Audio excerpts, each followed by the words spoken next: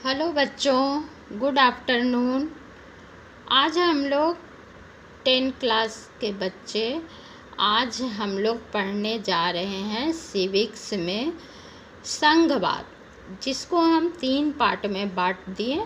Part 1 और part 2 पढ़ चुके हैं हम लोग। आज हम लोग पार्ट 3 पढ़ने जा रहे हैं, जिसमें पढ़ेंगे हम लोग भारत में विकेंद्रीकरण। तो पहले सरसरी नज़र एक डाल लेते हैं पीछे क्या पढ़ा है हम लोगों ने। तो पीछे हम लोग पढ़े संघवाद। संघवाद क्या है? तो संघवाद दो सरकार यानी केंद्र और राज्य सरकार के व्यवस्था को ही हम लोग संघवाद कहते हैं। बहुत शॉर्ट में जा रहे बच्चे, क्योंकि पहले हम लोग पढ़ चुके हैं। संघवाद में क्या होता है? 2 स्तरीय सरकारें होती है, राज्य सभा और केंद्र सभा। और एकात्मक सरकार में क्या होता है? एक सरकार होती है केंद्र, और जिसका शासन जो है वो सारा केंद्र के हाथों में होता है। लेकिन भारत में संघीय व्यवस्था है और इसमें केंद्र और राज्य दोनों के बीच बटा हुआ है, शक्तियाँ दोनों के हाथों में है। और प्रांतीय स्तर पर भी इसका बंटवारा किया गया है, जिसमें पंचायत आती है, न्यायपालिका आती है। तो आज हम लोग पढ़ेंगे भारत में विकेंद्रीकरण। भारत में तो पहले जाने कि भारत में विकेंद्रीकरण क्या है, यानी भारत में सत्ता का बंटवारा किस प्रकार से किया गया है। भारत में सत्ता के विकेंद्रीकरण के पीछे सही तर्क दिया गया है। इसके फलस्वरूप 3 स्तरों की सरकार का संघीय ढांचा सामने आया, जिसमें तीसरे स्तर को स्थानीय शासन कहा जाता है। परिभाषा देखिए, परिभाषा को ध्यान से सुनिए। जब केंद्र और राज्य सरकार से शक्तियाँ स्थानीय सरकारों को दे दी जाती है तो इसे सत्ता का विकेंद्रीकरण कहते हैं। क्या होता है? जब केंद्र और राज्य सरकार से शक्तियाँ स्थानीय सरकारों को दे दी जाती है तो इसे सत्ता का विकेंद्रीकरण कहा जाता है। आइए बच्चों, अब किताब में देखते हैं। हमने अभी पढ़ा कि संघीय सरकारें 2 या अधिक स्तरों वाली होती है। हमने अपने देश में 2 स्तरों वाली सरकार की चर्चा की है, पर भारत जैसे विशाल देश में सिर्फ 2 स्तर की शासन व्यवस्था से ही बढ़िया शासन नहीं चल सकता। भारत तो बहुत विशाल देश है, इसकी जनसंख्या बहुत अधिक है। अभी तो 1.25 करोड़ के करीब पहुंच चुकी है इसकी जनसंख्या, 1.25 लाख करोड़, सॉरी बच्चों। भारत के प्रांत यूरोप के स्वतंत्र देशों से भी बड़े हैं, और भारत का जो प्रांत है वो यूरोप के स्वतंत्र देशों से भी बड़े हैं। एक एक राज्य यहाँ का यूरोप के देशों से बड़े हैं। जनसंख्या के हिसाब से उत्तर प्रदेश जो है वो रूस से बड़ा है। महाराष्ट्र लगभग जर्मनी के बराबर है। भारत के अनेक राज्य खुद भी अंदरूनी तौर पर विविधताओं से भरे हैं। इस प्रकार इन राज्यों में भी सत्ता को बांटने की जरूरत है। भारत में संघीय सत्ता की साझेदारी 3 स्तरों पर करने की जरूरत है, जिसमें तीसरा स्तर क्या है? स्थानीय सरकारों का, और यह प्रांतीय स्तर की सरकार के नीचे होते हैं, राज्य सरकार के नीचे होते हैं। भारत में सत्ता के विकेंद्रीकरण के पीछे यही तर्क दिया गया। इसके फलस्वरूप 3 स्तरों की सरकार का संघीय ढांचा सामने आया, जिसमें तीसरे स्तर को स्थानीय शासन कहा जाता है। जब केंद्र और राज्य सरकार से शक्तियाँ लेकर स्थानीय सरकारों को दी जाती है तो इसे सत्ता का विकेंद्रीकरण कहा जाता है। बच्चों, इसको अंडरलाइन कर लीजिए। जब केंद्र और राज्य सरकार से शक्तियाँ लेकर स्थानीय सरकारों को दी जाती है तो इसे सत्ता का विकेंद्रीकरण कहते हैं। विकेंद्रीकरण के पीछे बुनियादी सोच यह है कि अनेक मुद्दों और समस्याओं का निपटारा स्थानीय स्तर पर ही बढ़िया ढंग से हो सकता है। पंचायत में ही सारा उनका फैसला हो जाता है। लोगों को अपने इलाके की समस्याओं की बेहतर समझ होती, क्योंकि लोग जो हैं वो अपने गांव के बारे में जानते हैं अच्छी तरह से। लोगों को इस बात का भी अच्छी जानकारी होती है कि पैसा कहाँ खर्च किया जाए और चीज़ों का अधिक कुशलता से उपयोग किस तरह किया जा सकता है। इसके अलावा स्थानीय स्तर पर लोगों को फैसलों में सीधे भागीदार बनाना भी संभव हो जाता है।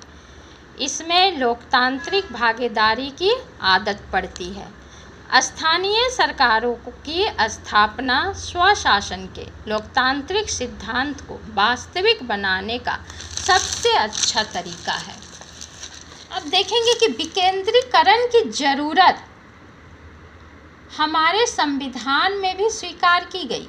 इसके बाद में गांव और शहर के स्तर पर सत्ता के विकेंद्रीकरण की कई कोशिशें हुई है।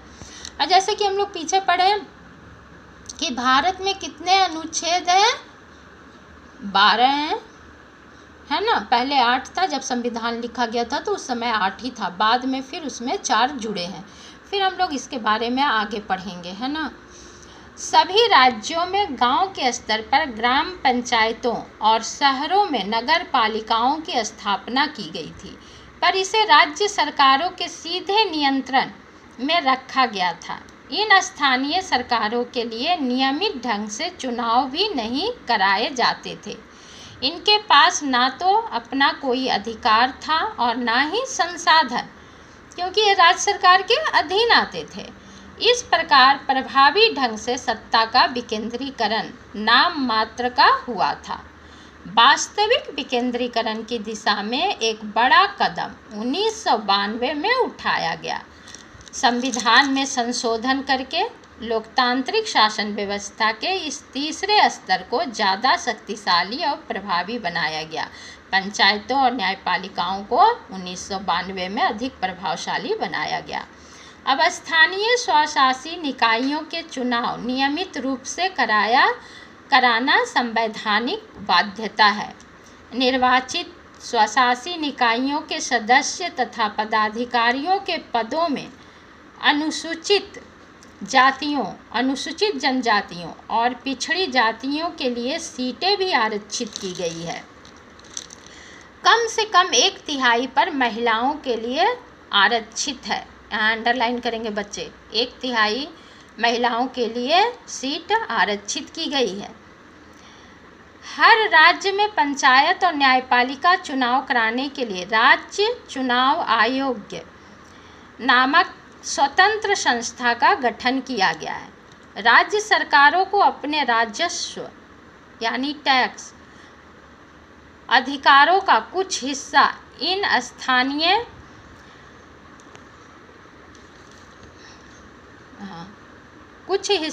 स्थानीय स्वशासी निकायों को देना पड़ता है।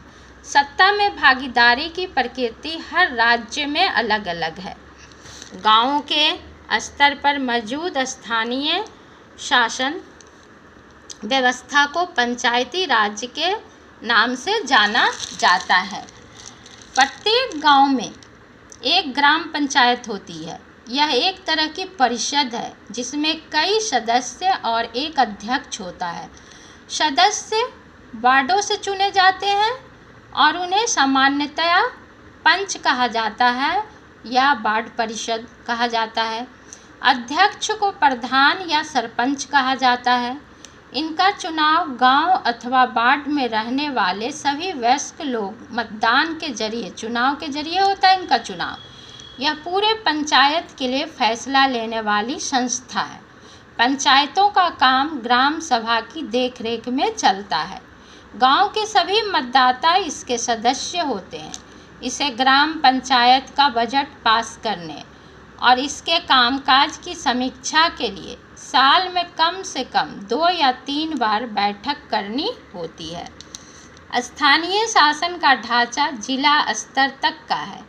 कई ग्राम पंचायतों को मिलाकर पंचायत समिति का गठन होता है। इसे मंडल या प्रखंड स्तरीय पंचायत भी कह सकते हैं। इसके सदस्य का चुनाव उस इलाके के सभी पंचायत सदस्य करते हैं। किसी जिले की सभी पंचायत समितियों को मिलाकर क्या होता है, जिला परिषद का गठन होता है। जिला परिषद के अधिकांश सदस्यों का चुनाव होता है। जिला परिषद में उस जिले से लोकसभा और विधानसभा के लिए चुने गए सांसद और विधायक तथा जिला स्तर की संस्थाओं के कुछ अधिकारी भी सदस्य के रूप में होते हैं। जिला परिषद का प्रमुख इस परिषद का स्थानीय प्रधान होता है। इस प्रकार स्थानीय शासन वाली समस्याएं शहरों में भी काम करती है। शहरों में नगर पालिका होती है। बड़े शहरों में नगर निगम का गठन होता है। नगर पालिका और नगर निगम दोनों का कामकाज निर्वाचित प्रतिनिधि करते हैं। नगर पालिका प्रमुख नगर पालिका के राजनीतिक प्रधान होते हैं। नगर निगम के ऐसे पदाधिकारी को क्या कहते हैं, मेयर कहते हैं। और एक बात जानते हो बच्चों, हमारा जमशेदपुर जो है वो नगर निगम नहीं है, नगर पालिका या नगर निगम नहीं है, क्योंकि इसका देखरेख टिस्को के द्वारा, टाटा कंपनी के द्वारा किया जाता है। बीच बीच में आवाज़ उठती है कि इसे भी नगर पालिका बनाया जाए, लेकिन संभव नहीं हो पाया है। स्थानीय सरकारों की यह नई व्यवस्था दुनिया में लोकतंत्र का अब तक का सबसे